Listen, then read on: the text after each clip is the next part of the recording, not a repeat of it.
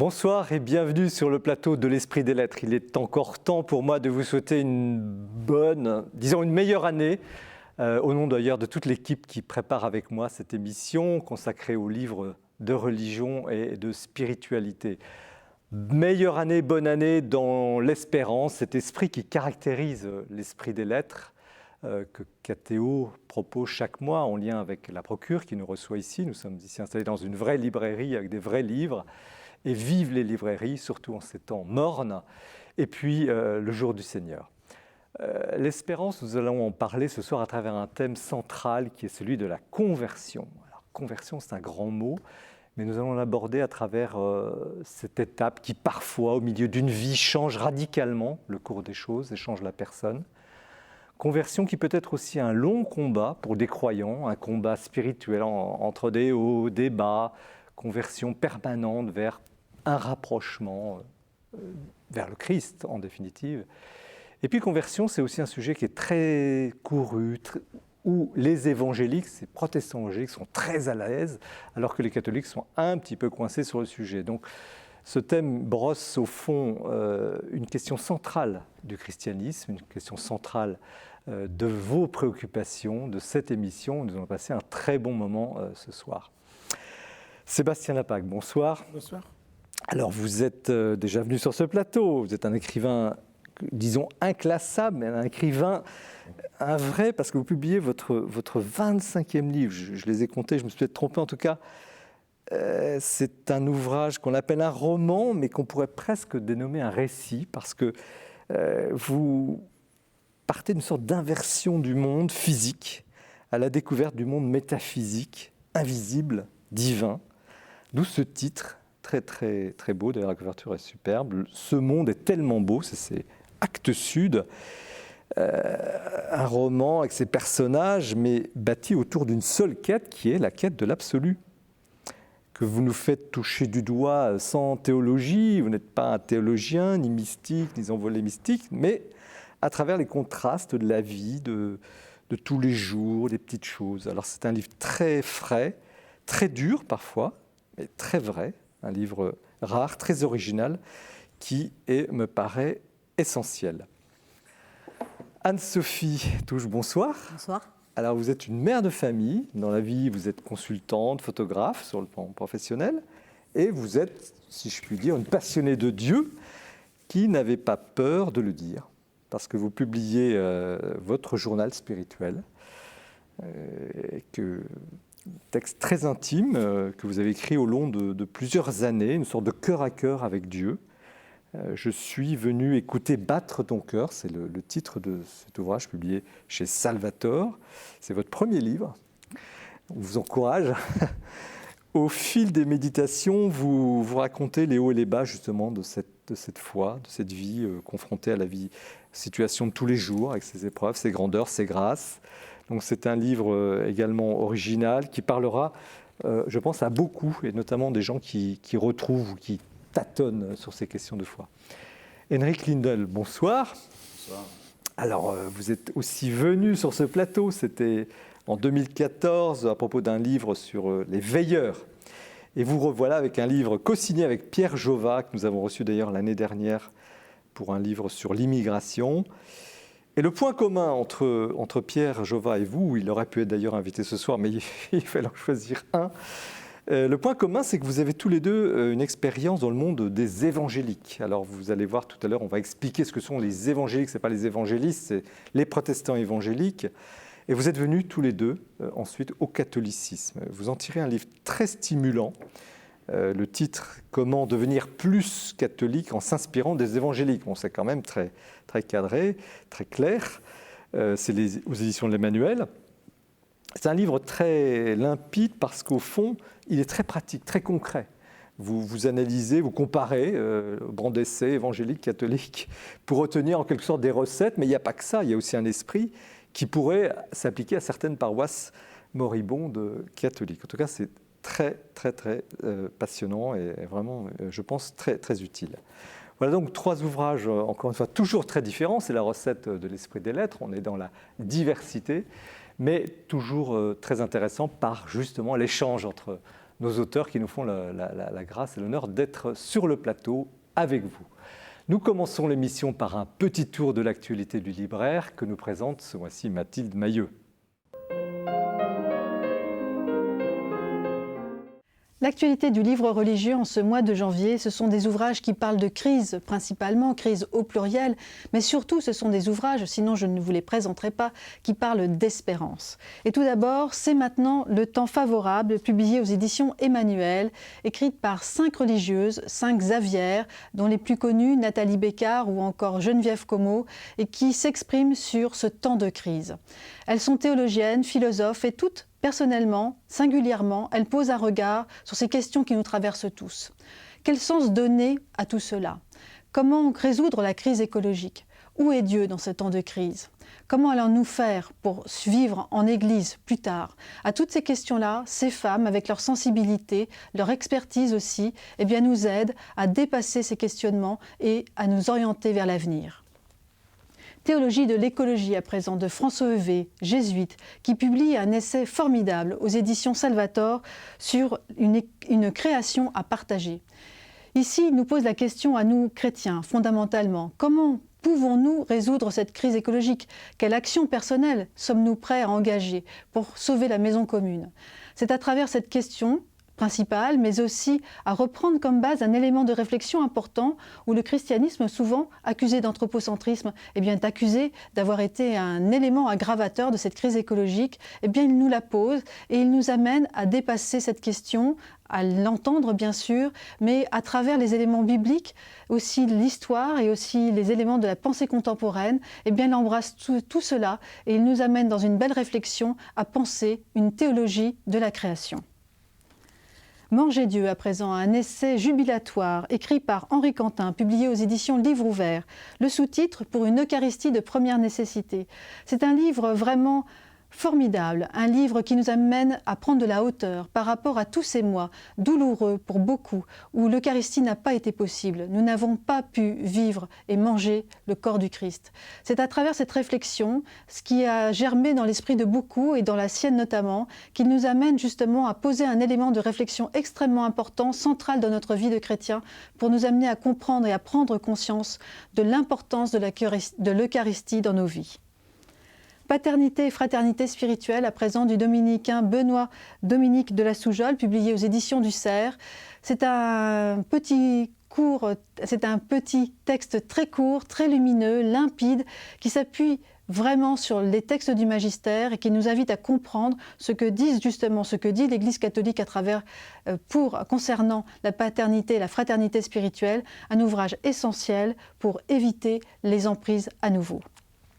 Sur les traces de Jésus de Jean Zumstein, à présent publié aux éditions Labor et Fides, un essai extrêmement intéressant.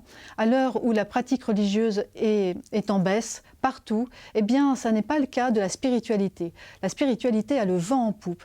Mais que recouvre réellement la spiritualité chrétienne? C'est à cette question sur laquelle s'est penché Jean Zumstein, qui est un bibliste émérite, et il repart bien sur les traces des premiers chrétiens, ces premiers témoins de l'Évangile. Quelles étaient leurs pratiques spirituelles?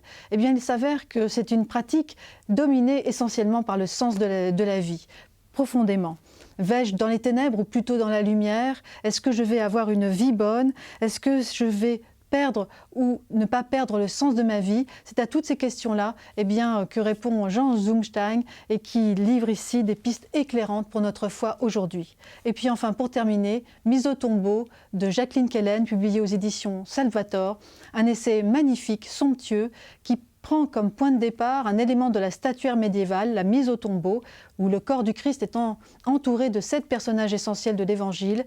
Jacqueline Kellen leur donne la voix, ils méditent sur cette mort, sur ce corps décharné, et par là même nous invitent nous-mêmes à méditer sur la mort du Christ. Merci Mathilde pour ce tour d'horizon, belle rentrée littéraire, rentrée d'hiver comme on dit pour ce mois de janvier. Nous commençons l'émission avec le livre de Sébastien Lapaque, Ce monde est tellement beau. La couverture est belle aussi au passage. Actes Sud avec un très très belle lune.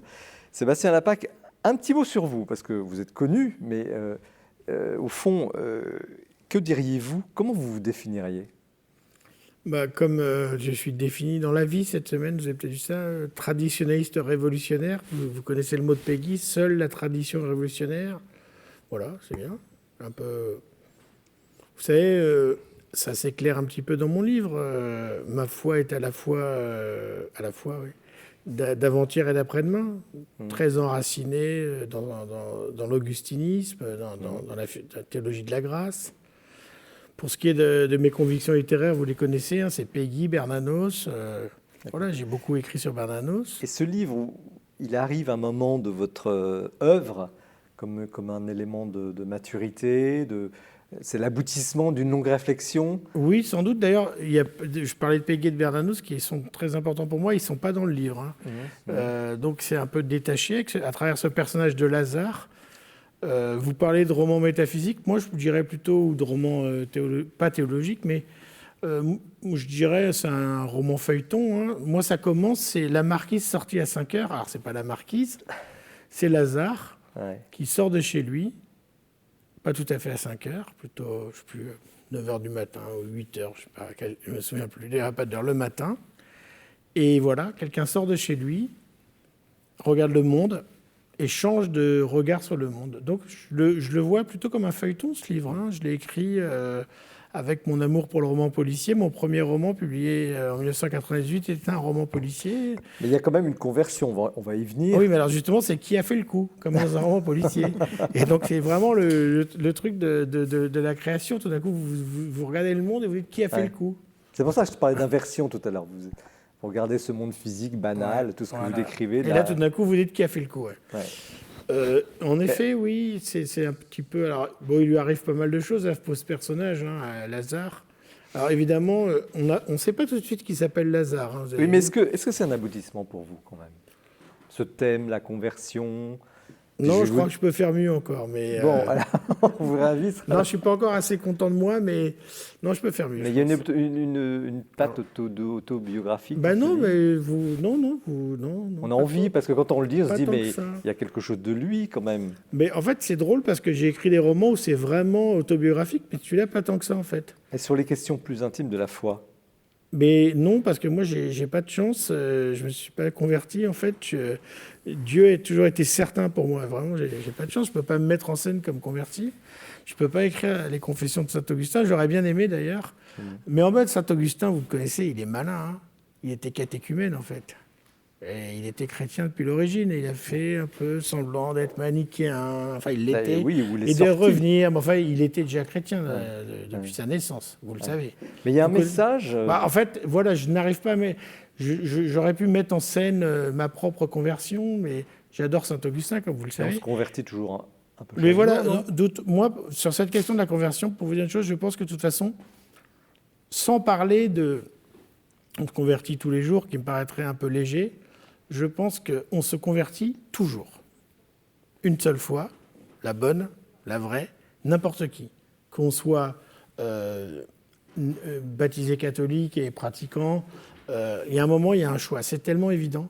Donc, alors, ce n'est pas le cas de Lazare, si vous me posez le cas sur moi. Il y a un moment, j'ai bien dû me convertir.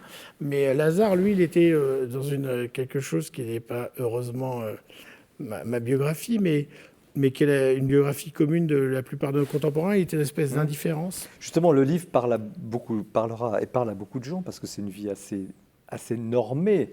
Ouais. Mais normal aussi, c'est-à-dire qu'il n'y a rien d'extraordinaire, ni dans le bien, ni dans le mal. Ouais. Il ne fait rien. Dans le roman Catastrophe, on pourrait parler de Michel Houellebecq, avec du nihilisme de la pornographie. Il n'y a ni nihilisme, ni pornographie dans sa vie, il n'y a rien en fait. Il vit quand même dans un monde immonde, comme vous le décrivez. Ouais. Il est immonde par le fait qu'il n'y a rien dedans. Il n'y a rien de vraiment très mal, ni de très bien d'ailleurs. Enfin, il n'y a rien de ni bien ni mal. Et je trouve que c'était plus intéressant de décrire un monde assez, effectivement, tiède, hein, comme dit l'écriture, mais plutôt qu'une catastrophe dans laquelle il pourrait y avoir une espèce de complaisance. Pourquoi vous avez choisi ce titre alors?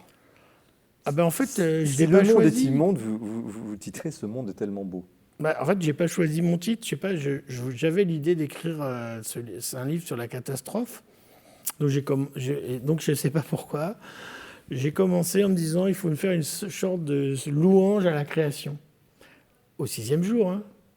Vous savez, Dieu vit que ce monde était beau vraiment beaucoup. Donc, je ne sais pas pourquoi j'ai eu cette forcément souvenir de la Genèse, mais je n'avais pas pensé à ça. Et donc, je fais ma catastrophe. Mon livre devait s'appeler L'Immonde. Et après, je me dis, pauvre personnage, Lazare, il est au fond du seau, donc comme au fond de la Divine Comédie. Du cratère de l'enfer. Je vais le faire remonter, donc je fais une deuxième partie, la promesse. Et ensuite, je me dis, je vais aller jusqu'au bout, je vais faire la joie. Mais je n'avais pas prévu ça, je voulais faire l'immonde.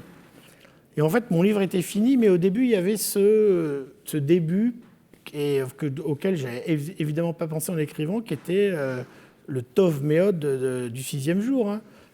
Beau et bon, très bon.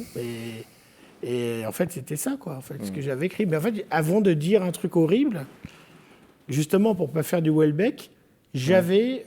mon ange gardien m'avait dit d'écrire cette phrase tellement beau. Et en fait, une fois mon livre fini, je me suis dit, mais enfin c'était une évidence, quoi. On m'a dit, d'ailleurs, parce que moi, j'étais toujours dans le négatif, on m'a dit, c'est une évidence. C'est cette première phrase... Alors, ce qui se trouve que ceux qui m'ont dit ne pensaient pas que c'était mon ange gardien, mais c'est pas grave. C'est quand même mon ange gardien qui l'a écrite, qui a écrit « Ce monde est tellement beau ». Et en fait, ce livre est devenu « Ce monde est tellement beau ». Et en fait, ça donne une vision générale artistique. Mais vous vous souvenez, c'est-à-dire c'est le 6e jour, c'est-à-dire que tant que c'est Dieu qui crée le monde, il est tellement beau. Mais le jour où l'homme s'y mêle, il devient l'immonde. Mais... Cela dit, il y a des sacrés... Enfin, on ne va pas déflorer, mais il y a... Quand le personnage arrive dans un lieu de Bretagne qu'on aurait envie de visiter, dans la nature et tout ça, il y a des passages magnifiques. C'est gentil. Ouais. Alors là, on est au paradis presque. Oui.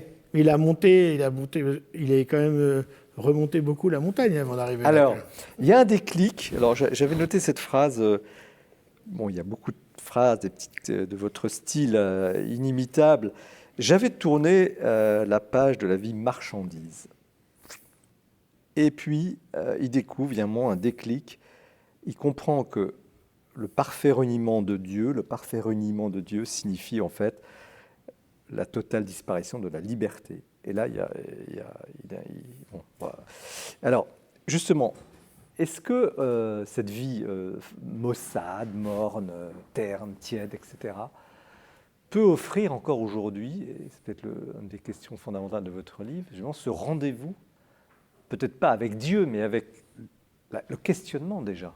Vous voulez dire, à force d'une surabondance de gris... D'insignifiance Non, parce qu'au contraire, le personnage, c'est parce que sa femme le quitte, et donc en fait, c'est une espèce de violence dans sa vie. Je ne crois pas que l'abondance de médiocrité vous amène à quelque chose de coloré.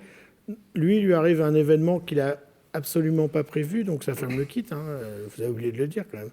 Et tout d'un coup, il a une révélation quand même de l'immonde. En fait, il se rend compte qu'il vivait comme non pas dans un amour, mais comme la rencontre de deux égoïsmes. Et tout d'un coup, le gris du monde, puisque vous me parlez de révélation, hein, tout d'un coup, le gris du monde lui apparaît et il a envie peut-être de vivre en couleur. D'où la marche qui commence pour Lazare vers chercher de la couleur et de cette couleur jusqu'à la couleur sublime du paradis, qui est une espèce de blanc qui ne passe pas. Et puis le Christ quand même, parce qu'il y a plusieurs personnages qui interviennent, donc Walter, un moine, etc. Il y a cette phrase qui est très belle, le Christ ne s'additionne pas à notre nature, il la sensibilise, comme on dit en médecine. Moi, mais là, je vous ai dit, c'est comme un roman policier qui a fait le coup. Là, vous arrivez directement. Ah, quand même. Vous arrivez directement. Il y avait quand même le Christ quelque part. Vous arrivez directement à la solution du problème qui a fait le coup. C'était bien le Christ. Et donc, en effet, il marche pour arriver à effectivement, cette idée de celui qui a fait le coup, c'est le Christ, qui est descendu de notre nature, que lui explique ce moine, avec des arguments empruntés à Origène, apparemment. J'ai enlevé. Non, c'est très lisible. Non, on comprend oui, tout. voilà, parce que justement, je voulais faire un roman policier. Il y avait un peu d'Origène. Mon ami François Espéré, que vous avez dû recevoir, m'a dit enlève un peu trop d'Origène. Bon, mais en fait, finalement, ce moine, qui est tout à fait un moine bénédictin, tout à fait sympathique et breton, lui explique la descente du Verbe créateur dans la nature, fini. du verbe infini dans la nature finie. Et tout d'un coup, ce Lazare, qui vivait quand même dans le 14e arrondissement, entre la place d'Alésia et un cinéma et un McDonald's, se dit quand même cette entrée du verbe infini dans une autre nature finie, ça a l'air... Qui a fait le coup? Voilà, c'est cette nature infinie qui est rentrée dans le verbe fini. Ça, c'est intéressant. Pour autant, et je posais la question à nos invités, ce n'est pas un livre qui flotte à 3 mètres, parce qu'il y a une autre grande phrase du livre que j'aime beaucoup, qui dit, alors c'est un autre héros qui joue un grand rôle pour aider justement ce pauvre Lazare, pour vivre heureux, il faut vivre. Alors, pour vivre heureux, il faut vivre. Je vous disais un truc, où est-ce que j'ai piqué ça? Non, je ne demande pas. C'est dans de la Trinité de Saint-Augustin. Ah bah, quel programme de vie. Alors justement, Anne-Sophie Touche, comment vous recevez un récit j'aime bien le mot récit, c'est un roman, mais il y a quelque chose de récit. Moi, j'ai été très sensible à cette manière dont Lazare, subitement, semble recevoir tout beaucoup plus fort, en fait. Et oui, il y avait une espèce d'endormissement dans sa vie, et tout à coup, et ça se reflète bien dans la phrase que vous venez de citer, il faut vivre. Mais c'est voilà, subitement, c'est comme s'il était à vif, quoi. Il a plus de peau, et il y a à la fois le beau et l'immonde. Je trouve ça incroyable.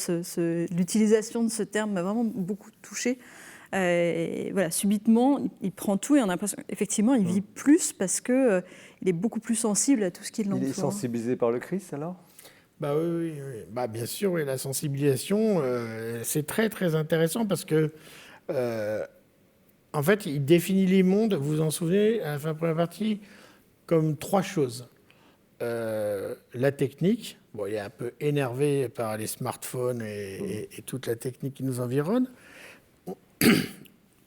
Critique classique faite par Jacques Ellul et par Georges Bernanos, sur laquelle on peut passer parce que vous la faites abondamment, j'imagine. Mais 2 autres éléments de sa critique qui sont très intéressants, le collectif et l'abstraction. Alors le collectif, c'est vrai qu'on se dit, tiens, c'est très étonnant parce qu'on est supposé vivre dans un monde individualiste. Alors pourquoi vous critiquez le collectif? En fait, c'est quoi le contraire du collectif? C'est la relation. C'est une chose à laquelle je pensais beaucoup. Vous voyez, je vais vous dire une chose. En écrivant mon livre, je lisais Gabriel Marcel. Lire un philosophe catholique aussi oublié Gabriel Marcel, il y a bien que moi pour avoir des idées aussi farfelues. C'est bien d'actualité. Voilà. Et en fait, le contraire du collectif, c'est la relation. Ouais. C'est pas le troupeau, c'est la relation. Et ensuite, le contraire de l'abstraction, c'est l'incarnation. Ouais. Voilà. Ouais. Est-ce que vraiment, ce que je relisais hier... La France contre les robots de Georges Bernanos, et dit est-ce que vraiment le verbe se fait encore cher? C'est tout simplement ça quand on dit c'est l'abstraction. Henrik, comment vous... votre sensibilité quand vous recevez ce livre, est-ce qu'on parle d'hypersensibilisation Je l'ai lu comme un très bon roman, excellent.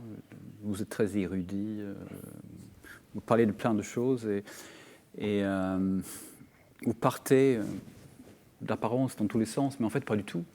On s'y retrouve. On s'y retrouve tout le temps. Et vous m'avez eu dès la 3e page, quand vous avez écrit cette phrase, vous parlez de la beauté, vous êtes ébloui par la beauté du Créateur et de la création, et puis nous avons besoin d'ordinateurs pour être heureux. À partir de cette phrase-là, j'ai pas pu me séparer du livre pendant 2 jours. Parce que justement j'ai l'impression que vous parlez de notre monde et vous êtes dans une critique qui me paraît pertinente de ce monde, vous l'avez décrit tout à l'heure, donc la technique, le collectif, l'abstrait. Et il faut qu'on parle de la conversion, il faut qu'on parle de thèmes religieux, mais je trouve la façon dont vous critiquez ce monde, c'est tout simplement pertinent. Je ne sais pas comment le dire. C'est banal ce que je dis, mais je le pense. Je le pense sincèrement. Parce que vous chantez une louange d'abord pour la création de Dieu, en fait. Et vous vous retrouvez dans un monde avec Lazare qui morne, qui est triste. Les gens sont seuls. Ils cherchent à avoir des relations. Vous ne parlez pas tellement de Dieu, finalement, hein, sauf peut-être vers la fin. Ça aussi, c'est très bien. Il parle du démonique. Oui, Oui, alors, au lieu de démoniaque. Alors, vous savez d'où ça me vient, ça ? Alors, vous entendez bien, le démonique, pas le démoniaque. Alors, un jour, je passais devant la vitrine d'une librairie La Procure. Non. Si. Et il y avait une vitrine consacrée à ce théologien protestant que j'admire désormais beaucoup, Paul Tillich. Et donc, j'ai trouvé quelques textes vraiment au titre qui me fascinaient. Comme quand j'avais 18 ans, j'avais acheté Bernanos, parce que je voyais La liberté, pourquoi faire ? La France contre les robots. Je vois ça, j'achète. Et là, j'achète. Et là, en fait, c'est toute une théorie de Paul Tillich, le démonique. C'est-à-dire, c'est par rapport, vous savez, c'est dans les débats aussi avec les catholiques, Lubac, est-ce qu'il y a vraiment une personnalité du diable ? Et Tillich, lui, dit le démonique, c'est une espèce de vent décréateur, c'est-à-dire que l'idée, c'est qu'il y a de la décréation à l'intérieur de la création. Et je me souviens, j'en avais parlé avec George Steiner, il y a des fontaines d'antimatière, des trous noirs.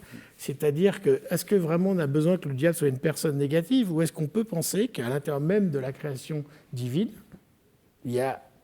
Et effectivement, les astrophysiciens, avec leur fontaine d'antimatière, nous amènent peut-être vers quelque chose. Il y a de la décréation à l'intérieur de la création.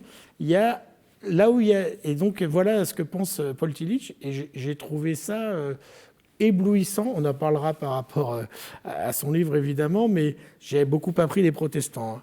Mais Paul Tillich m'a vraiment ébloui avec cette notion de démonique, parce que mon maître Bernanos, déjà, avançait doucement avec son diable étonnant, finalement, dans Sous le soleil de Satan, dont vous vous souvenez, qui est qu'un souffle dans son cou, ce maquignon. Donc, c'est plus qu'un souffle, le diable. Hein. C'est plus un diable, évidemment, avec une pique, des cornes qui soufflent du feu. Et donc, cette notion de démonique, enfin, cette notion, c'est sans doute cette réalité du démonique, cette idée qu'il y a la décréation à l'intérieur de la création, vraiment très puissant chez Paul Tillich. Donc vous voyez, il faut regarder les vitrines de La Procure. Et quand vous voyez un texte qui vous interpelle, comme ça, vous achetez le livre. Cette absence, Anne-Sophie, touche ce vide. On en parlera tout à l'heure dans votre livre. Est-ce que ce n'est pas aussi un appel, quelque chose qui crée justement ce mouvement, cette recherche du plein, du non vide, du non néant, antimatière. Oui. Parce que il faudrait remplir du vide de quelque chose. Je ne sais pas qu'il faudrait, mais il est une condition parfois de ce mouvement, de cet peut-être appel, début de conversion. Anne-Sophie, vous le décrirez tout à l'heure, on en parlera dans votre livre, mais vous faites cette expérience du vide, du désespoir, du rien, après des moments où vous êtes en plénitude. Oui, pour moi, ça relève du creux à l'intérieur. Et en fait, je pense que c'est ce qui permet la soif, et quelque part, heureusement, donc peut-être que c'est créé à dessein, parce que c'est aussi ce qui nous permet d'aller chercher des forces vitales pour y répondre. Ouais. Parce que la technique, ça remplit aussi. Je pense que c'est une expérience que font tous les gens. Ouais, enfin, c'est vraiment quelque chose de... La technique, c'est quand même une occupation, vous voyez. Je vais citer un autre théologien protestant, je peux en citer deux. J'ai l'idée d'en citer un troisième, un quatrième, mais Jacques Ellul, par exemple, très intéressant. C'est-à-dire que Bernanos parle aussi de ça dans La France contre les robots. C'est une occupation, quand même, la technique. C'est un remplissage artificiel. Heureusement que votre téléphone portable est éteint, mais vous pouvez vous faire occuper votre vie par des appels permanents. Et j'espère qu'il ne vous arrive jamais d'avoir votre connexion Internet qui ne fonctionne plus, parce que vous pouvez y passer votre matinée. Et je ne vous parle pas si vous avez un problème avec votre banquier, ou un problème d'assurance qui s'arrête, ou si vous voulez changer de contrat de gaz ou d'électricité. C'est-à-dire que c'est une occupation. Ouais. Et pourtant, et justement, à Lazare et d'autres, son ami le marchand de bonheur, là, qui se convertira, qui reviendra au judaïsme, qui sera d'ailleurs peut-être un déclic de son chemin. Il est très important, ce personnage. Ouais. Il arrive à se départir de cette prégnance de cette occupation totale. Oui, parce qu'il se rend compte qu'en fait, il est occupé. Occupé au sens militaire. Voilà. Alors, c'est vrai que l'auteur qui n'est pas cité dans mon livre, c'est pas un livre de référence littéraire, d'ailleurs. Heureusement, on sait bien. On a envie de Mais dire. en fait... Ceux qui ont lu mes livres le savent très bien, c'est que la grande ombre qui plane sur ce livre, c'est celle de Bernanos, et la grande phrase qui plane, évidemment, c'est celle de La France contre les robots, on ne comprend rien au monde moderne si on n'y voit pas avant toute chose une grande conspiration contre toute forme de vie intérieure. Voilà. J'ai la chance d'aller vendredi prochain à Saint-Vendry faire une conférence aux moines sur ce thème. Je serais très heureux. Et donc, en fait, c'est vraiment le thème du livre. Mais en fait, Lazare, c'est quelqu'un qui comprend que sa vie, même si il ne sait pas qui est Bernanos, peu importe, que sa vie est en fait... Il y a une conspiration contre toute forme de vie intérieure. Et ça commence par la beauté. Je voudrais juste vous dire une chose. Et puis on donnera la parole à Eric et ceux là-dessus. Et après, pardon. Il y a une chose vraiment très intéressante qui m'avait beaucoup frappé en lisant Saint-Augustin et Dante. Pardon, c'est l'anniversaire de Dante. Je peux vous dire un petit truc sur Dante quand même aujourd'hui. C'est qu'il y a vraiment 3 niveaux. Vous voyez, vous avez un niveau des amours humains, d'une espèce de vie humaine qui vous paraissent décevantes. La Vita Nova de Dante ou la chaudière des sales amours d'Augustin. Plus ou moins sale d'ailleurs, chez Dante un peu moins sale que chez Augustin. Après, vous avez l'étage de la sagesse, platonicienne, chez les deux d'ailleurs, néoplatonicienne. Et en même temps, même cette sagesse, elle est décevante. Et c'est ce qui arrive à Lazare, parce finalement, il monte d'une espèce de chose de désordre à une première sagesse. C'est pour ça que le livre est construit en 3 parties. Et cette sagesse est elle-même insuffisante. On le voit très bien chez Augustin et chez Dante. Et il y a un moment donné, il y a un appel vers la cime. C'est-à-dire que même la sagesse humaine n'est pas assez sage. Et du coup, il y a l'absolu, pardon. Enrique, qui avait mis le doigt sur le côté immonde de la première partie du livre, qui est effectivement une très bonne description, où finalement tous se retrouveront. On arrive au dernier étage. La vie intérieure, la découverte, la rencontre. Et là, est-ce que vous avez été aussi captivé que vous l'avez été au début ? Non, mais c'est pas grave. Ça veut pas dire que j'ai pas été captivé, mais j'étais très captivé. Oui, il y a de belles choses sur la joie, sur la vie dans la nature. Sébastien, est-ce que c'est plus facile de décrire l'immonde que de décrire le beau ? Parce que je pensais à Dante, puisque vous parlez de Dante. Et Dante, paraît-il, disait que c'était plus difficile en fait de parler du paradis que de parler de l'enfer. Je comprends tout à fait, parce que vous savez, j'ai mis 7 ans à écrire ce livre. J'ai dû mettre vraiment 1 an à écrire l'immonde, 1 an et demi à écrire la promesse. Et après, la joie, ça a été une catastrophe parce que je me disais c'était ce qu'il y a de plus difficile à écrire. Mon maître Bernanos, excusez-moi de dire 2 fois mon maître, mais a écrit un livre sur la joie qui n'est pas du tout sur la joie, comme vous l'avez lu, qui est un livre monstrueux qui finit par un viol et un meurtre de Chantal de Clergerie. Et j'ai eu beaucoup de mal à écrire cette partie, la joie. Je la croyais assez joyeuse si j'étais pas. Moi je suis pas d'accord avec Enrique. Je trouve que. Mais j'ai mis 4 ans à l'écrire avec un soin d'artisan maniaque, mais c'était le plus dur d'écrire la joie. Je la crois joyeuse, moi. Il y a un match de rugby. Enfin, après, si ça vous parle pas mal rendu, si vous ne savez pas qu'il faut faire des passes en arrière, vous ne pouvez pas comprendre. Justement, alors les passes en avant, en arrière, ça sera peut-être aussi la suite de cette émission. Sur le livre d'Anne-Sophie Touche, nous allons parler maintenant, cette espèce et que vous ouvrez là maintenant, Sébastien Lapaque, avec cette non-évidence au fond. On parle de conversion, on parle de choses faciles, et merci d'avoir témoigné aussi de la difficulté d'écrire. Sur au fond le plus beau mystère, il est peut-être le plus insaisissable, le plus indicible, et ça c'est la beauté effectivement de la littérature.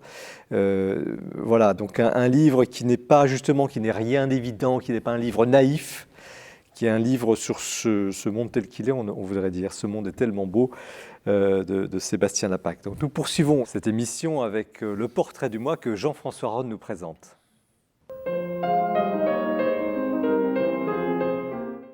Une magnifique biographie par Étienne Fouilloux nous donne l'occasion de rendre hommage au dominicain Yves Congar, qui fut l'un des grands théologiens français du XXe siècle.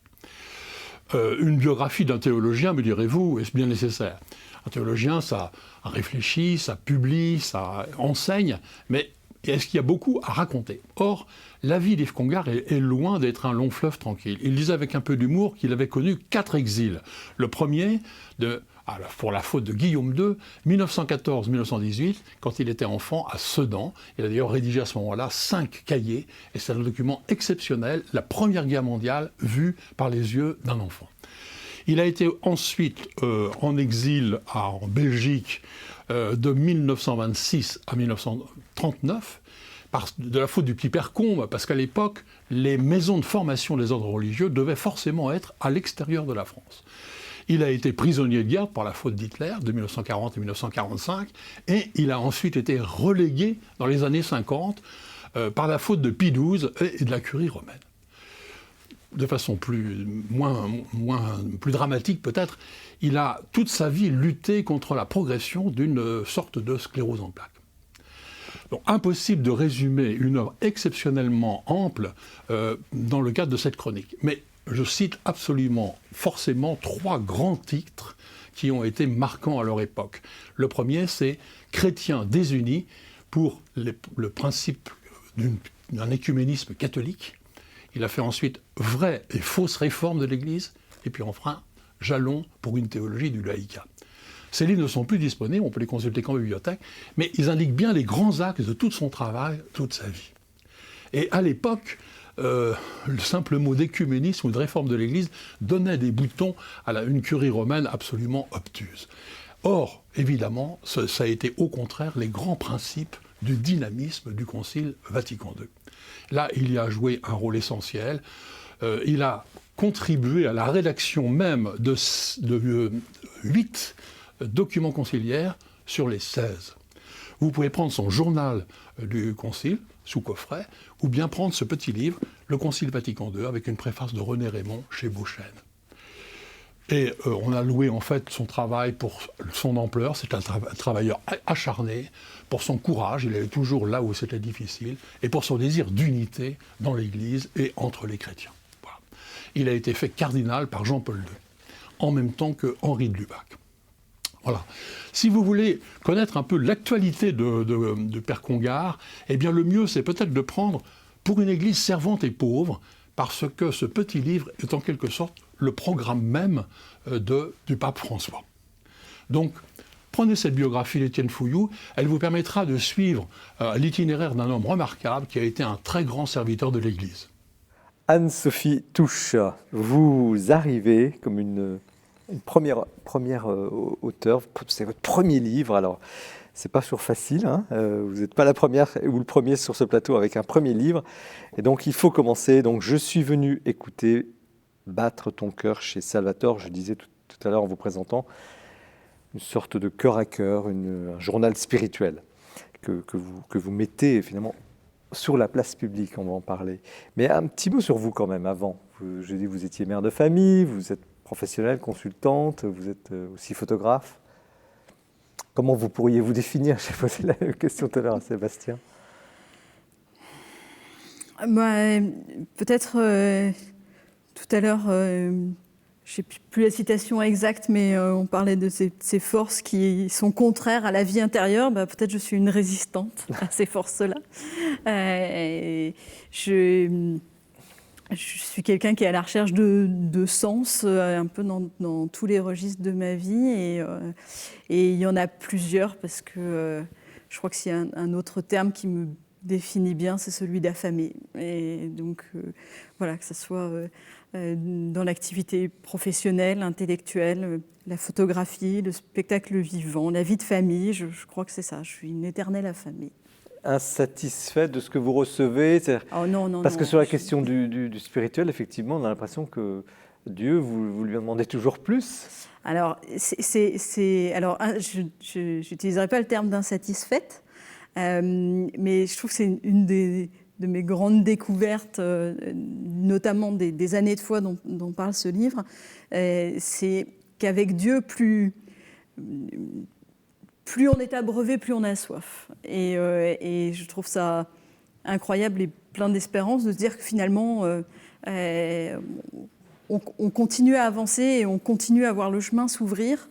Et donc, il n'y a pas de risque de s'ennuyer sur le chemin de la vie. Mais c'est quand même pas évident de raconter. Tout à l'heure, Sébastien Lapac disait la difficulté qu'il avait eu de parler au fond de Dieu. On en reviendra tout à l'heure avec Henrique. Mais pas évident quand même de parler de sa vie intime, spirituelle, comme ça, parce que c'est le cœur de votre livre.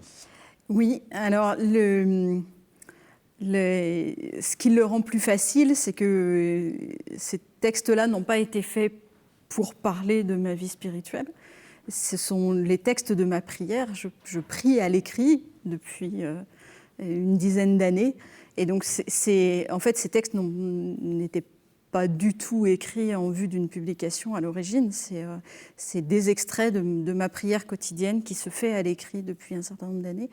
Et c'est dans un second temps où j'ai commencé à partager une partie de ces écrits et où j'ai senti que ça résonnait pour un certain nombre de personnes et où donc s'est posé la question de les publier, de les rendre publics.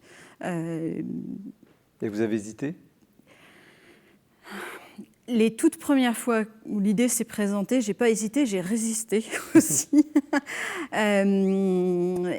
C'était aussi un chemin pour moi parce que le début de ces écrits, c'était vraiment retrouver une relation intime avec mon Dieu. Et dans cette phase-là, il fallait vraiment que ça reste entre lui et moi. Et puis voilà, après, il y a eu du chemin où ça s'est partagé un peu en vie d'église et où aujourd'hui, je suis plus prête à ça. Et quand ça m'a été reposé récemment, là, pour le coup, j'ai arrêté de résister parce qu'il y avait un vrai sens à faire un pas de plus dans le témoignage. Est-ce qu'il y a une pudeur qui serait bien placée ou mal placée de parler ou de ne pas parler de ces choses les plus intimes, de cette prière intime ? Alors, il y a une pudeur qui fait que tout n'est pas là, déjà. Et puis, après, je pense qu'il y a quelque chose, paradoxalement, d'universel et de très partageable dans le cœur à cœur avec Dieu. En tout cas, moi, j'ai été touchée dans les lectures que j'ai pu faire, dans ce que j'ai pu recevoir du cœur à cœur d'autres, et je pense qu'on s'appelle et on s'interpelle mutuellement dans la communauté des croyants par ces mots de prière partagés et par cette forme, oui, d'intimité partagée. Vous ne parlez pas beaucoup de Jésus-Christ, si vous permettez. Vous parlez beaucoup de Dieu. Vous dites Dieu, Dieu. Est-ce que c'est un souci peut-être dans l'écriture aussi de toucher plus largement ? Non, parce que comme je l'ai dit, quand j'écris, je parle à mon Dieu et je ne suis pas en train de réfléchir à ce que ça touchera ou pas. C'est mon vocabulaire naturel. Quand je prie avec la parole, je prie plus avec le Christ, mais de fait, mon mot est plutôt autour de mon Seigneur et mon Dieu. Quel est le sens du titre ? Je suis venu écouter battre ton cœur. C'est une phrase qui est tirée du tout dernier texte de ce livre. En fait, je crois que ça dit pour moi le sens de ma prière. Et son sens est ce à quoi j'aspire, parce que bien souvent, je viens dans la prière plutôt avec le besoin de déverser, alors que je pense que mon désir profond est plutôt de venir écouter battre le cœur de Dieu. Et vous avez toujours été aussi intense, intime avec Dieu, ou c'est une conversion, on parlait de conversion tout à l'heure, ou c'est un long cheminement qui est naturel chez vous ? Alors, c'est un long cheminement. Moi, j'ai connu un temps de conversion quand j'étais jeune adolescente. C'est pas quelque chose qui m'a été transmis par ma famille.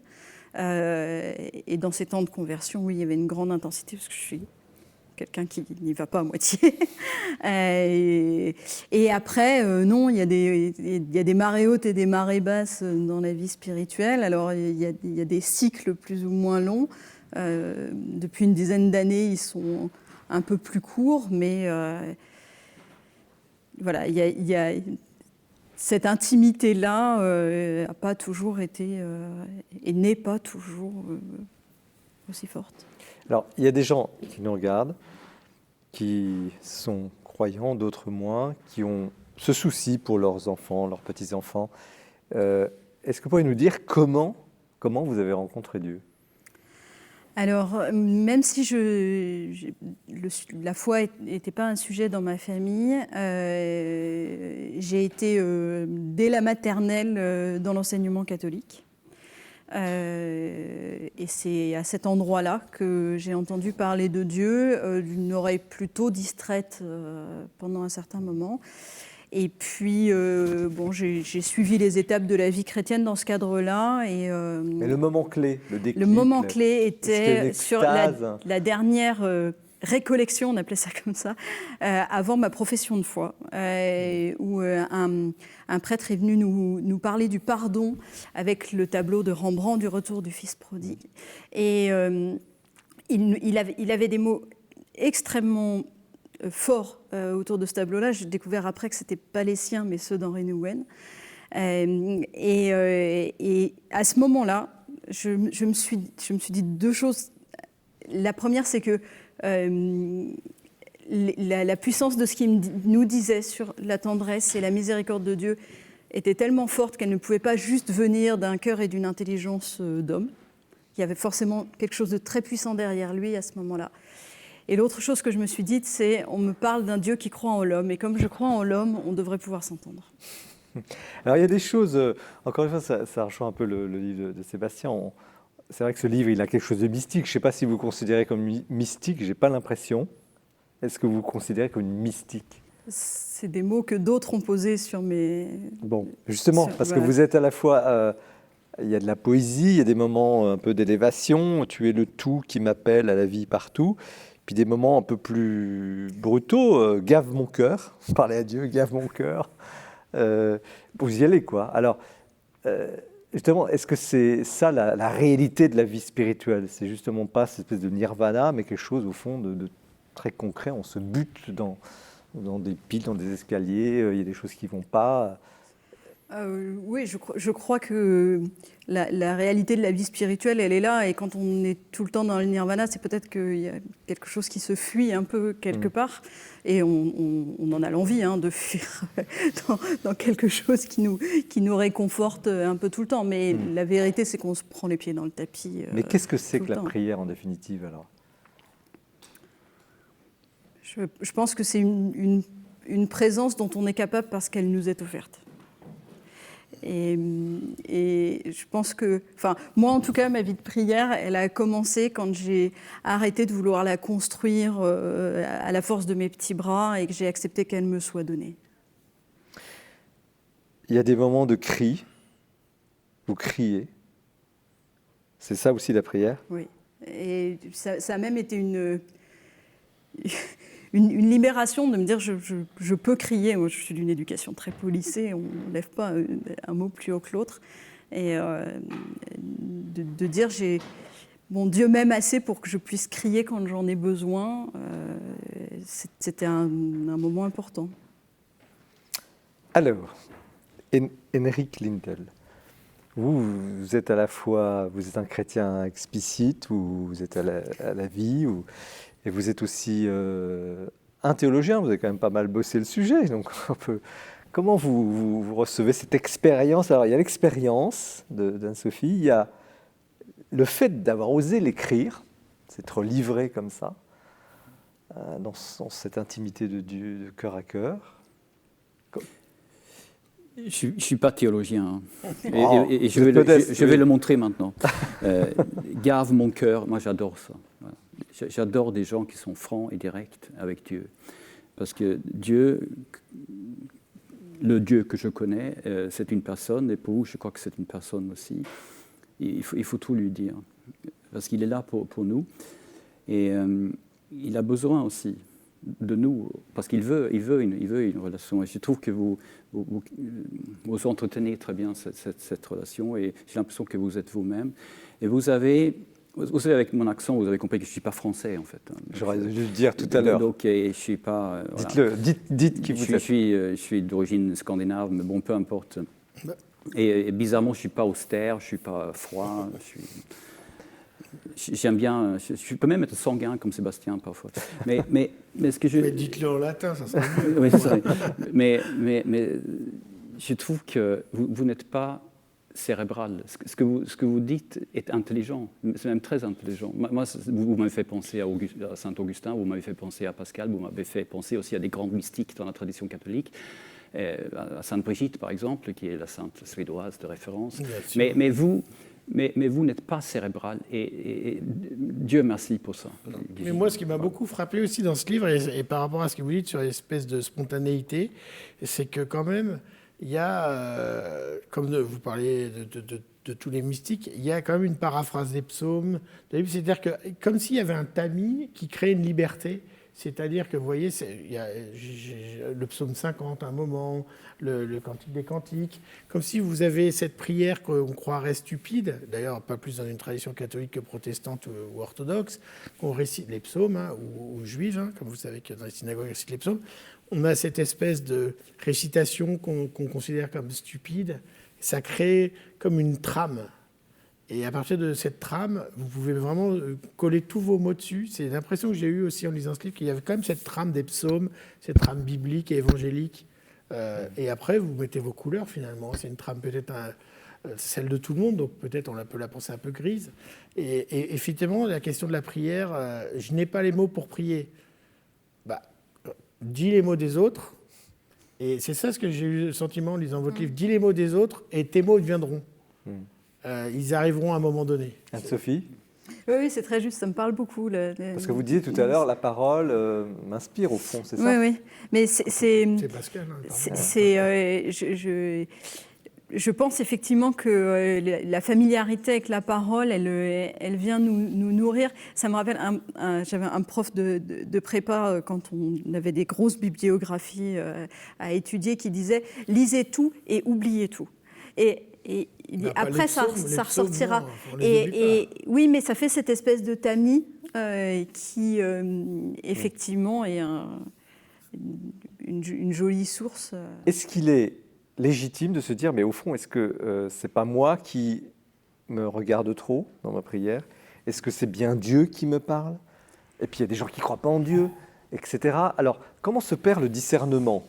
Alors, c'est très très important comme question parce que je me la suis beaucoup posée au début de ces écrits. Alors, je la poserai à chacun.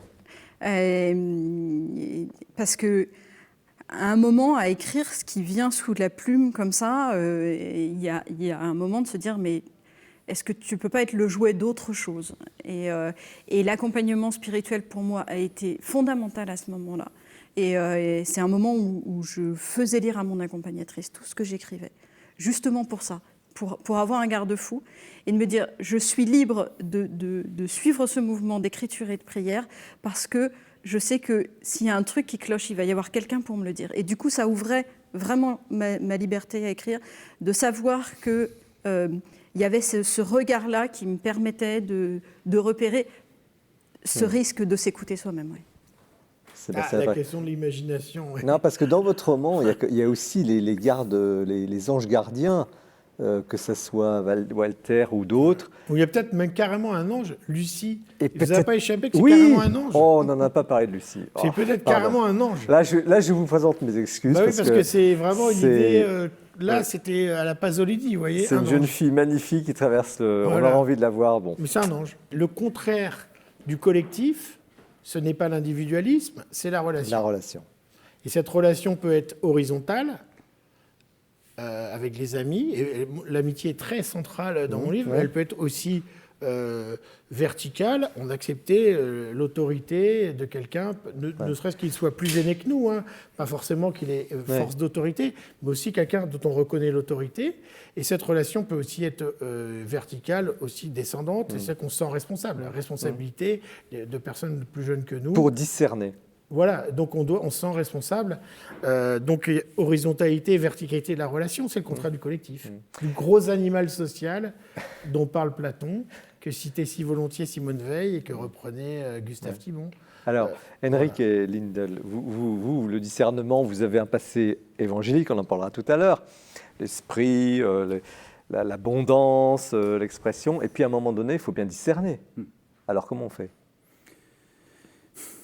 Comment discerner Est-ce que cela quelle vient... question, Jean-Marie? Oui, mais la question, est-ce que cela vient de Dieu? Est-ce que cela vient de moi? Est-ce que cela vient du démonique? C'est apprendre, je crois, à marcher et pas seulement à réfléchir, à méditer, mais c'est à marcher, faire un pas, voir ce qui se passe. C'est d'apprendre à travailler sur soi-même, être sensible à ce qui se passe autour de soi, On peut chercher des signes de Dieu si on veut. Moi, je fais partie de ces gens qui voient parfois des signes de Dieu. Hein. Mais en même temps, je pense aussi que ça peut être des clins d'œil. Hein. Ou c'est peut-être le hasard. Mais ce n'est pas grave, parce que peut-être que si... Je ne vais pas parler du hasard. Je peux peut-être... Jamais je vais sanctifier le hasard. C'est pas le genre de la maison. Mais on peut chercher à rationaliser à partir de signes de Dieu. Mais si ce ne sont pas des signes de Dieu, peut-être qu'on peut rationaliser quand même et trouver un sens. Moi, je fonctionne comme ça, en tout cas. Mais c'est de prendre le temps, marcher tranquillement. L'important, c'est de ne pas s'arrêter. Mais est-ce que Dieu est saisissable ou est-ce que Dieu n'est-il pas insaisissable, justement? Est-ce qu'il parlerait, semble-t-il, aussi dans le silence, dans sans mots, dans le souffle? On le voit aussi dans la Bible. Bah oui, Dieu n'est pas une image, vous le savez bien d'ailleurs, bien que nous soyons à la télévision. Dieu est une voix, vous vous souvenez de ce que dit dans le livre des Rois? Mais il est parfois silence. Ce petit murmure, oui, il est souvent silence. Alors, justement, le silence de Dieu, parce qu'il y a beaucoup de gens qui souffrent de ça, et vous en parlez aussi. À un moment donné, il y a des moments, tu ne me parles pas, Non, mais Dieu ne se montre pas, mais il ne se tait pas. Alors, grande question. Le silence, Dieu se tait-il? Est-ce qu'il est toujours parole? Autrement dit, non, la question c'est le silence de Dieu. Qu'est-ce que vous pourriez dire là-dessus? C'est le murmure à Élie dans le livre des Rois. Vous vous souvenez de ça? Mais Anne-Sophie, Mais je pense qu'il y a un silence de Dieu, mais qui est un silence amoureux, qui est un silence complètement plein de présence. Et du coup, il n'est pas grave, comme n'est pas grave le silence entre les amoureux. même quand les gens qui supplient ou qui crient n'entendent rien ou ne ressentent rien? Je pense que c'est un sentiment extrêmement douloureux. Après, je pense qu'il y a des fois où on n'entend pas parce justement, on attend l'orage au lieu du murmure et qu'il y a une voix mais qui se dit autrement. Et puis il y a des fois du silence et je crois que des fois c'est un mystère parce que oui, on ne saisit pas le pourquoi du silence de Dieu, en tout cas le pourquoi de notre absence de réception, en tout cas, de Dieu. Et je pense que, enfin, moi, je suis convaincue que ces moments-là, il faut continuer à crier. Mais c'est l'idée du pari de Pascal, effectivement. C'est-à-dire qu'il faut parier parce qu'effectivement, entre l'infini de ce qu'est Dieu et le fini de ce qu'on voit, l'exemple tragique de Dostoïevski ou de Camus, La mort d'un enfant, ça c'est du fini, qui est absolument inacceptable et scandaleux. Ça c'est notre finitude. On est fini par rapport à cet événement. Nous sommes finis. Face à la mort d'un enfant, nous sommes finis. Et est-ce qu'on parie sur l'infini? Est-ce qu'il y a un infini vers ce fini? C'est ça le pari de Pascal, tout simplement. C'est pas un truc de jouer au dé, je vais faire 3 x 6, 10 x 8. C'est, il y a du fini, il y a la mort d'un enfant, je parie sur l'infini. Henrik? Le silence de Dieu est insupportable. Et on crie, ça m'est arrivé de crier, littéralement. Et ça renvoie aussi, ça nous fait réfléchir à la souveraineté de Dieu. Dieu, il fait ce qu'il veut, avec qui il veut, quand il veut. On peut pas le Il faut quand même parier, il y a des choses inacceptables. Je crois que je l'ai dit. Hein. Je l'ai même vécu, figurez-vous. Il y a des choses qui sont évidemment insupportables et Dieu n'intervient pas parfois. Et il y a quelque chose de scandaleux forcément là-dedans. Il y a quelque chose qu'on ne peut pas comprendre. Et en même temps, on dit que Dieu est amour et donc on est dans un paradoxe apparent. Mais ça, c'est le paradoxe qu'on ne pourra jamais maîtriser. Parce que Dieu est souverain, il fait ce qu'il veut avec qui il veut, quand il veut.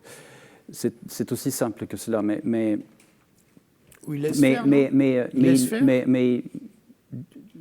il est silencieux pendant un moment et puis il se met à reparler. Ça aussi, c'est en tout cas l'expérience qui Mère Teresa parlait souvent de ça. Elle avait vécu un très long moment dans sa vie où, disait-elle, elle n'entendait pas Dieu. Hein. Et l'on mûrit pendant ce temps-là, dans cette attente. Alors, à propos de mûrissement, une dernière question courte. Enfin, la question est terrible, mais je vous demande de répondre brièvement parce que l'émission se déroule toujours passionnante, ça passe trop vite. Vous parlez beaucoup de sérénité, et puis vous parlez aussi de sainteté.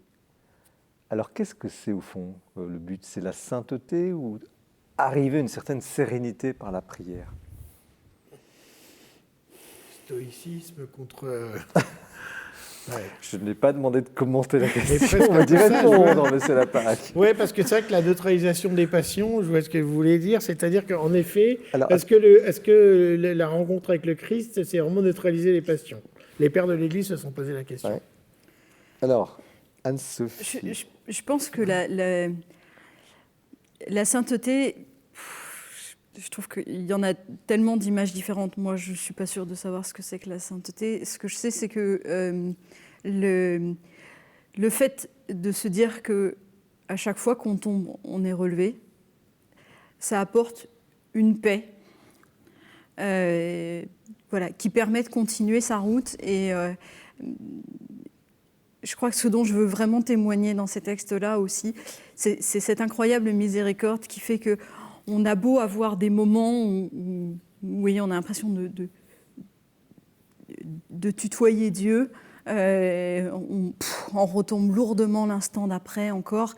Et en fait, tant qu'on sait qu'on est relevé avec le même amour, quel que soit le nombre de fois où on tombe et quelle que soit la rapidité, après pourtant des moments de prière qui avaient semblé si lumineux,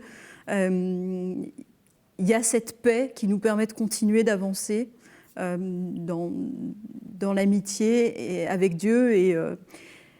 Et voilà, je pense que la quête, elle est dans cette paix-là. C'est une paix stoïcienne ou justement, une paix passionnée. Voilà. Pas une paix, elle n'a pas décrit une paix stoïcienne. Non, pas vraiment, dans une paix alors, vraiment énervée. Votre réponse? J'ai pas de réponse, mais en fait, je me souviens, c'était une des premières conversations que j'avais eues avec Michel Houellebecq en 1996 ou 14. Il disait, ce que j'adore dans le catholicisme, c'est qu'il y a vraiment de la place pour tout le monde. Vous voyez, il y a un mur ici, Source chrétienne, que j'adore. J'ai presque un mur aussi beau chez moi, mais pas aussi beau. La plupart des gens elles veulent avoir un mur de Pléiade. Moi, je veux avoir un mur de Source chrétienne. Ça donne une grande collection des pères de l'Église. Voilà. Et en fait, dans cette collection de pères grecs et latins, vous avez à la fois des pères qui sont stoïciens et des pères qui sont au contraire exaltés des passions. Et dans les saints, il y en a... Je ne crois pas que Jeanne d'Arc soit morte sans passion, par exemple, ni François d'Assise, et d'autres, ni Saint Ignace, et d'autres au contraire, qui au contraire ont cherché l'apaisement. Et donc c'est très intéressant ça, mais je crois vraiment que, après avoir bien réfléchi à la question que vous avez posée, ça fait longtemps que je me posais cette question, je pense que être chrétien... pas simplement catholique romain, puisque j'en reviens aux sources chrétiennes, donc tout ça était bien avant tous les problèmes de la vision de tout, c'est vraiment réorienter les passions vers justement dépasser ce monde grec et latin qui se méfiait des passions. Je ne suis pas sûr que ce soit le cas de Socrate dans des dialogues de Platon, mais qui se méfiait des passions parce qu'il n'était pas capable de voir cette force qu'il y avait en nous, qui est peut-être celle de la prière, celle du bien, et il est réorienté de manière dynamique vers le bien. Et ça, c'est ça pour moi, être chrétien, vers le bien. J'en reviens à ma double idée de la croix, pardon, j'ai une image tellement simple, horizontale à tous les gens autour de nous et verticale vers le Seigneur, mais aussi vers le bas, tous ceux qui sont derrière nous et que nous voulons aider et qui viendront après nous. Et voilà. Et donc, Henrik Linden, on termine le plateau là. Anne-Sophie et Sébastien ont tout dit. Qu'ajouter je pense qu'être chrétien, c'est être vrai, en plus de ce que vous avez dit, être vrai, en tout cas humble, et humilité au bon sens du terme, c'est-à-dire pas la fausse humilité. Il y a beaucoup de chrétiens, pas seulement des catholiques d'ailleurs, qui sont dans une fausse humilité, mais être dans l'humilité, oui, c'est ça, être chrétien. Et de prendre soin des uns des autres, parce que le Christ nous demande de le faire. et on doit suivre l'exemple du Christ. Alors, être vrai, voilà un livre vrai, un livre comme ça, parfois brut, vous livrez votre cœur. Anne-Sophie Touche, je suis venue écouter battre ton cœur chez Salvatore. Nous poursuivons cette émission passionnante avec Henrik Lindolt sur la question des évangéliques, comment devenir plus catholique en s'inspirant des évangéliques. Mais c'est Bertrand Deschamps qui nous présente maintenant le coup de cœur.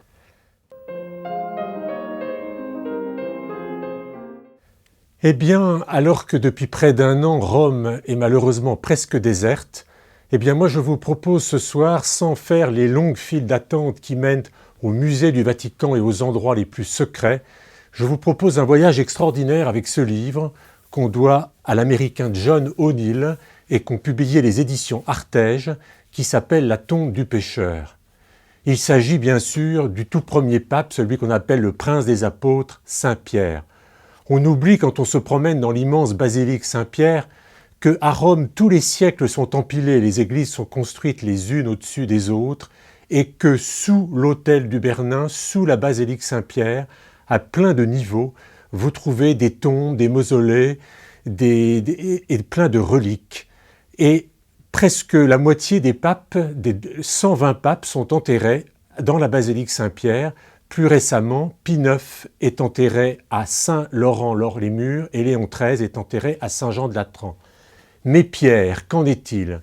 Il faut savoir qu'on s'en est peu préoccupé pendant des siècles et que c'est le pape Pie XII qui, né à Rome, avait vécu toute sa vie à l'ombre du Saint-Siège, a demandé à ce qu'on ouvre une campagne de fouilles pour essayer de retrouver les restes et la tombe de Saint-Pierre. Il a été aidé en cela par un riche magnat du Texas qui s'appelait George Strake, qui a financé les fouilles, et on a fait des découvertes extraordinaires, mais qui ne permettaient pas d'assurer qu'on avait retrouvé les ossements de Saint-Pierre. Et puis les années ont passé et Paul VI a voulu reprendre des fouilles et il s'est entouré d'un personnage très important pour comprendre ses aventures archéologiques qui s'appelait Margareta Guarducci. Elle a dit « on a retrouvé les os de Saint-Pierre » et Paul VI en était convaincu. Et puis, un jésuite qui avait participé aux premières opérations, le père Faroua, s'est opposé farouchement à Margareta Guarducci. Vous m'avez compris, c'est un véritable roman archéologique que nous avons là, avec des inimitiés, des avancées, des reculades. Et le pape François, en 2013, a montré à toute la foule un dimanche un reliquaire avec dedans les os de Saint-Pierre. Vous comprendrez que c'est un peu comme le Saint-Suaire. Il y a une grande certitude, mais il y a aussi une part de doute. On ne peut pas être sûr. Et je voudrais dire que c'est sans doute dans ce temps du doute, ce temps un peu long où l'on se demande ce que c'est, qu'est en quelque sorte la foi. Merci Bertrand pour ce coup de cœur très intéressant, fascinant sur ces fouilles de Saint-Pierre. Nous poursuivons l'émission, merci, restez bien avec nous, avec le livre de Henrik Lindolt et Pierre Jova, qui n'est pas sur le plateau, mais c'est un livre co-écrit, « Comment devenir plus catholique ?» Je pense que ça va vous passionner en s'inspirant des évangéliques. Donc c'est aux éditions de l'Emmanuel. Un petit mot sur vous, Henrik Lindolt. On vous a un peu découvert à travers l'émission. Vous êtes journaliste à la vie, vous êtes suédois d'origine, français, ancien évangélique catholique, etc., etc. Mais que dire de mieux sur vous ? J'ai 54 ans, j'ai 3 enfants. Je suis marié à une Française catholique normale. Très bien, nous sommes rassurés. Nous sommes rassurés. Rassurez-vous, mais tout va bien. Comment êtes-vous devenu catholique ? Parce que c'est comme un peu le sujet du livre aussi. Je suis devenu évangélique il y a une quinzaine d'années en faisant une rencontre avec le Christ dans un moment extrêmement difficile dans ma vie. Et donc je me suis converti un peu presque comme Saint Paul, une conversion tout feu, tout flamme. Et pendant 7 ans, 8 ans, j'ai fréquenté donc j'étais membre très actif d'une église évangélique. Au bout d'un temps, et là je fais très vite, Jean-Marie, parce que c'est évidemment une longue histoire, j'ai commencé à ressentir le besoin d'aller plus loin, d'aller plus en profondeur dans l'histoire de l'Église, dans ce qu'on appelle le corps du Christ. Qu'est-ce que c'est l'Église en fait? Est-ce que c'est l'Église juste un truc qu'on fait le dimanche, on est ensemble, on lève les mains et on chante Jésus, Jésus? Est-ce que ça nous dépasse? Est-ce que ça va plus loin? Et j'ai trouvé des réponses à ces questions dans l'Église catholique. Je fais très très vite. J'étais moi-même, je ne sais pas si j'avais besoin moi-même dans ma vie personnelle, hein, de plus d'enracinement, plus c'était quelque chose qui correspondait à un besoin, en tout cas chez moi, de sentir davantage le lien avec l'histoire, le lien avec le corps du Christ, le lien avec des gens qui nous précèdent dans la foi. Quand vous dites le corps du Christ, c'est l'Eucharistie? Non, oui, c'est le fait qu'on est membre du corps. On est membre, nous sommes tous catholiques ici, je crois, nous sommes membres du même corps et nous faisons partie d'un corps. Et nous devons prendre conscience de cette adhésion au même corps. Je vous parle là d'une conception de l'Église en fait qu'on ne trouve pas forcément justement chez les évangéliques. Alors, mais ce qui est très important pour moi, c'est que je n'ai pas écrit ce livre pour dire pourquoi je suis devenu catholique. C'est pour dire pourquoi je pense que les catholiques doivent retenir plein de belles choses. Alors, avant d'y venir, qui sont ces fameux évangéliques? Qui sont-ils? Vous faites un très beau chapitre. Ce sont des protestants.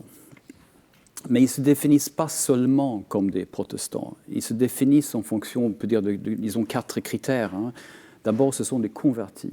Un évangélique est forcément un converti. Il se définit par rapport à cette conversion. C'est intéressant. Ce qu'on disait tout à l'heure, c'est que tout le monde est un converti. C'est très, très intéressant. Et si vous n'êtes pas un vrai converti, vous ne pouvez pas devenir évangélique. Vous ne pouvez pas devenir membre d'une église évangélique si vous ne montrez pas en quelque sorte que vous êtes vraiment converti au Jésus-Christ qui a tout donné pour vous sur la croix.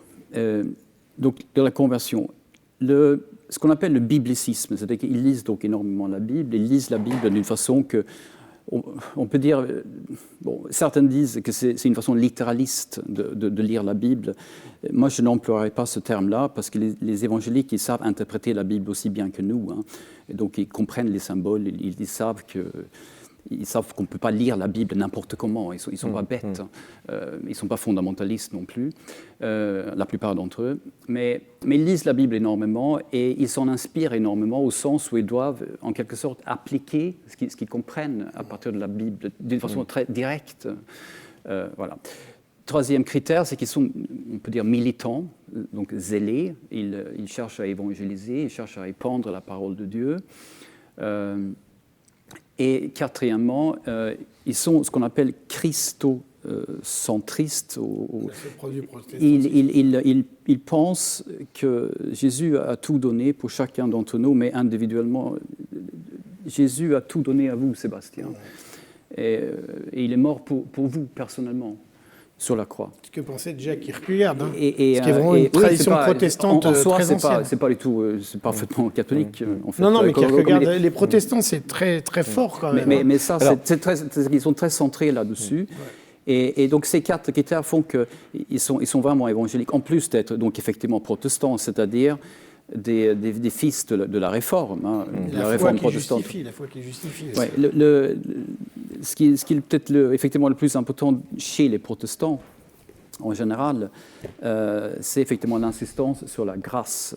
Et donc c'est pour ça aussi que les protestants sont très attachés à Saint Augustin et à Saint Paul, parce que c'est Saint Paul et Saint Augustin qui parlent le plus de la grâce. Et que ça veut dire aussi qu'on ne mérite pas le salut, on rejette la théologie du mérite. Donc on n'accepte pas les indulgences et donc on rompt avec l'Église de Rome pour cette raison-là historiquement. Alors, tout est grâce, il n'y a pas de mérite, il faut croire en Jésus et c'est le critère, il n'y en a pas d'autre. Alors, le livre, il y a 10 chapitres, 10 éléments justement transposables sans doute entre les évangéliques et l'Église catholique, le sens communautaire, les ministères, la conversion, le zèle missionnaire, la cohérence de vie, etc., etc., la prédication, bien qu'on en parle.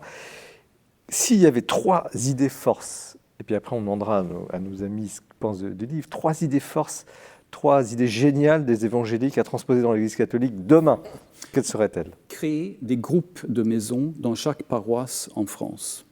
Des groupes de maisons, on peut appeler cela une maisonnée par exemple. Ce sont des petits groupes qui se réunissent chez les gens. Donc moi je peux créer un groupe avec Anne-Sophie, Sébastien et vous, Jean-Marie. On se retrouve chez moi une fois par semaine ou chez vous. Et le fait est qu'on se retrouve dans ces petits... Non, parce que vous savez, l'Église primitive, c'est un peu austère quand même. Hein. Dans ces petites cellules, on se retrouve entre nous et on va faire 2 choses. On va prier.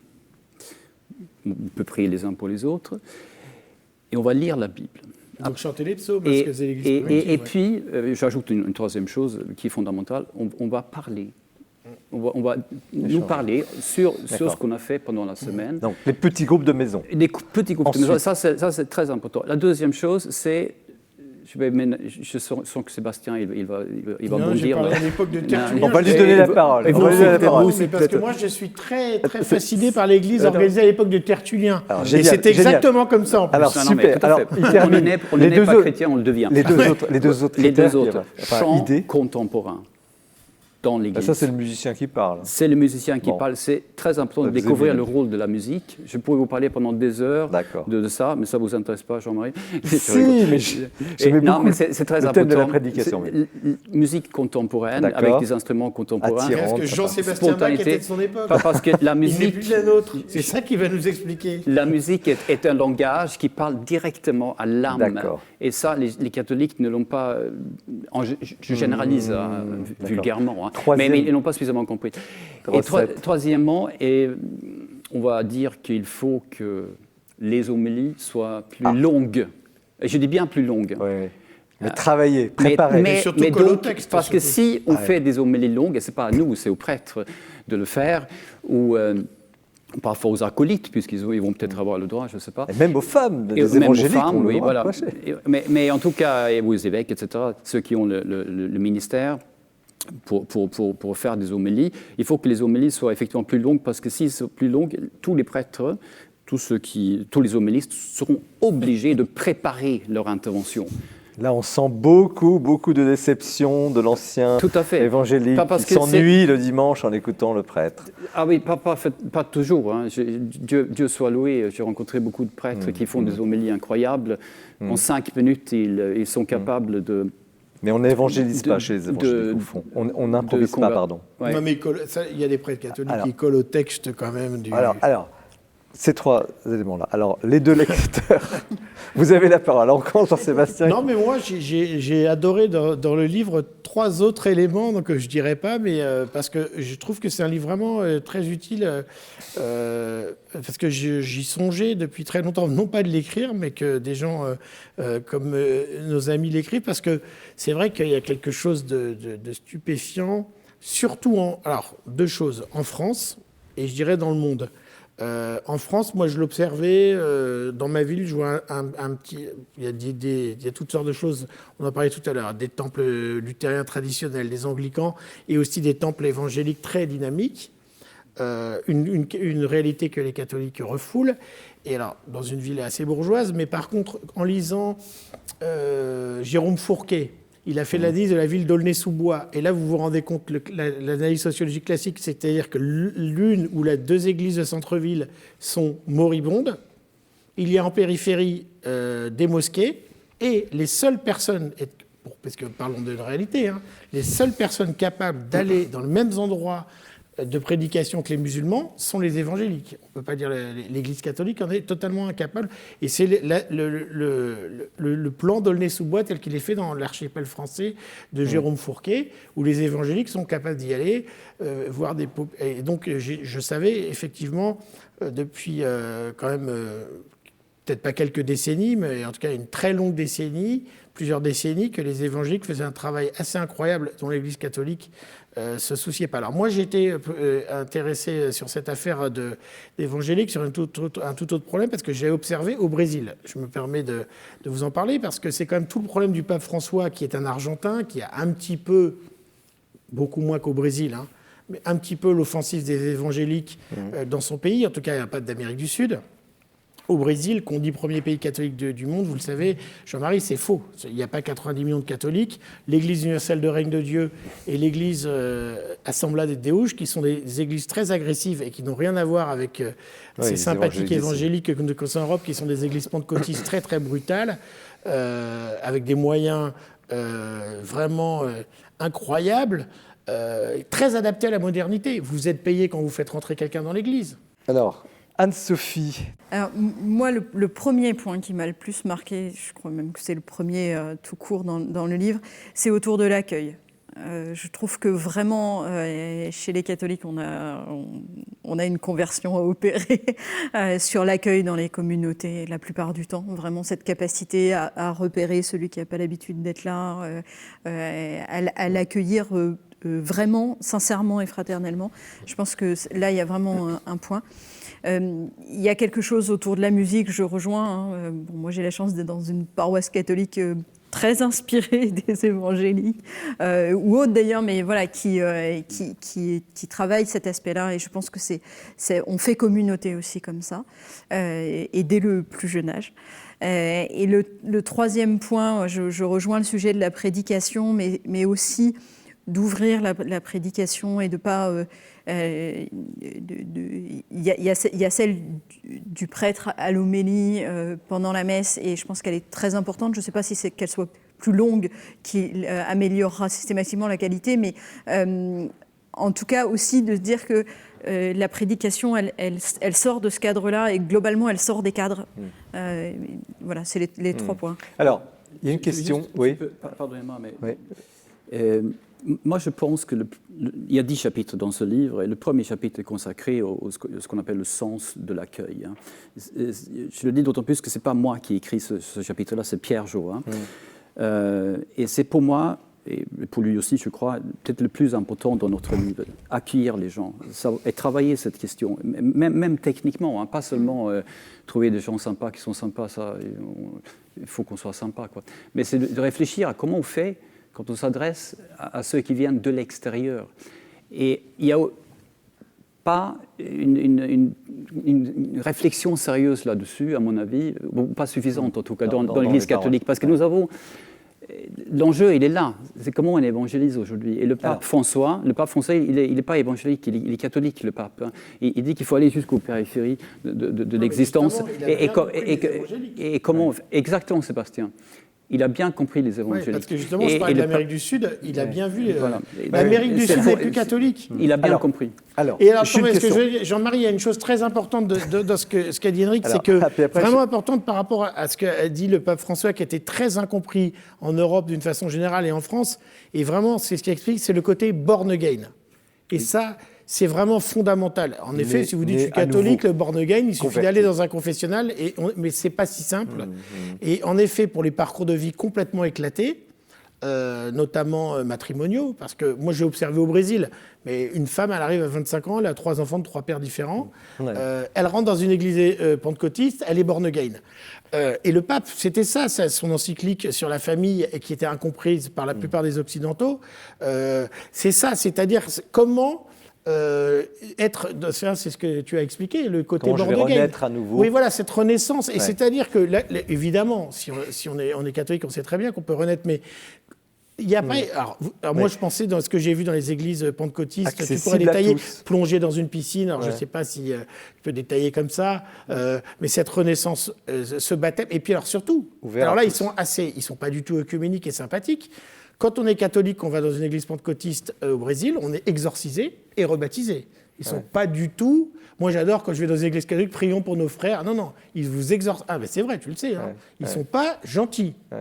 Alors, mais Sébastien, nous, on a écrit un livre pour dire beaucoup de bien des évangéliques. Non, alors, je parle des pentecôtistes. ce que vous faites là, c'est que vous faites ce qu'on fait tout le temps dans les médias français, c'est que vous critiquez les évangéliques. Non, alors, je parle du Brésil, de ce que j'ai observé au Brésil. Je parle pas de la France. Mais il y a des évangéliques en France qu'on peut légitimement critiquer. Oui, vous le faites d'ailleurs dans le bouquin sur le baptême, pour les mêmes raisons que vous mentionnez, parce que ça existe aussi en France, ces dérives.